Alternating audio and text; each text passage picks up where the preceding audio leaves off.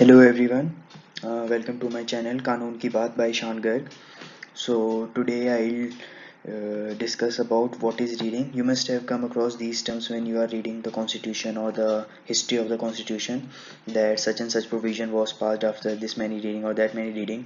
And let's say our preamble was passed after the third reading in our constituent assembly.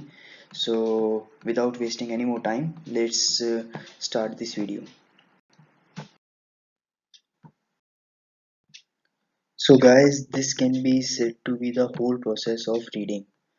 So any provision which you find in our constitution has traveled this path before it has its space in the constitution. So you must be knowing that there was a drafting committee and there was a constituent assembly.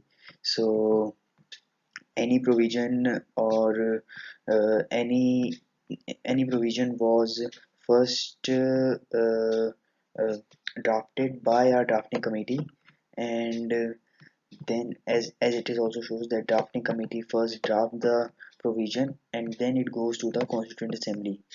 So once the provision goes to the constituent assembly, thereafter debates used to take place on that provision, whether it is whether it uh, um, follows the principles just fairness, just and reasonableness, and principles like this which are already enshrined in our preamble as well as in our constitution. So then thereafter the debates. So the process from drafting to the constituent assembly and thereafter the debates.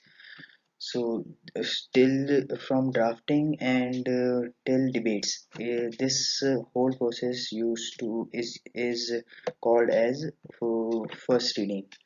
So once this take place, thereafter the provision after necessary recommendations or necessary amendments used to again go back to the drafting committee for drafting of the provision again.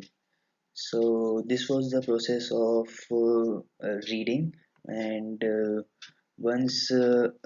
so we can say that this was all about this is all about reading.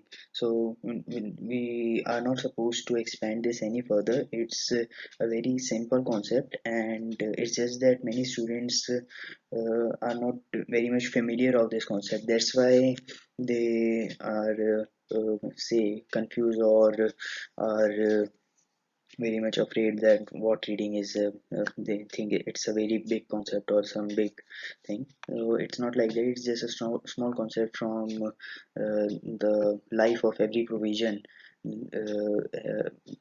It it actually every provision has to go through this process, and that's how first reading is complete. Now I also got some doubts regarding what is second reading and how it is means connected with the third reading or the first reading. So the first reading and the second reading, it's they are very simple concepts. Once the provision is drafted by the drafting committee, thereafter it goes to the constituent assembly, and in constituent assembly there are debates which take place about the validity and the usefulness of the provision. And once the debates are complete, we say that the first reading is complete. Then this uh, there are some, obviously, if debates have taken place, so there would be some pros and cons of a particular provision.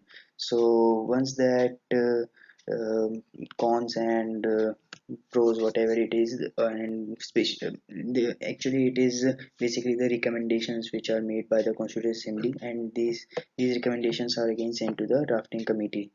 Then the drafting committee again drafts the provision again, and then again it goes to the constituent assembly, and debates again take place regarding it, and then instead of first we call it second reading. So I can just show you another slide on this. Yeah, so that's how it goes, second reading. So same, the process remains the same. So like again the provision will be drafted by the drafting committee, then thereafter it will go to the constituent assembly, and then debates will take place here, and the we can say then second reading is complete. All the now usually after second reading, most of the provisions are passed because debates have already taken place, and all the points which were for and against a particular provision were discussed elaborately by the constituent assembly. So we cannot say that usually it used to happen that after first reading the provision was passed, but in case of preamble, so there were some ifs and buts regarding the vastness of the constitution, and preamble was considered, is considered actually the summary of our whole constitution. So uh, it was very difficult to summarize such a vast constitution in just 85 words, if I'm not wrong. Yeah, so that's why we say that preamble was very elaborately and extensively discussed, as well as is in itself the Constitution of India. So that's all, guys. So this was about first reading, second reading, and the third reading.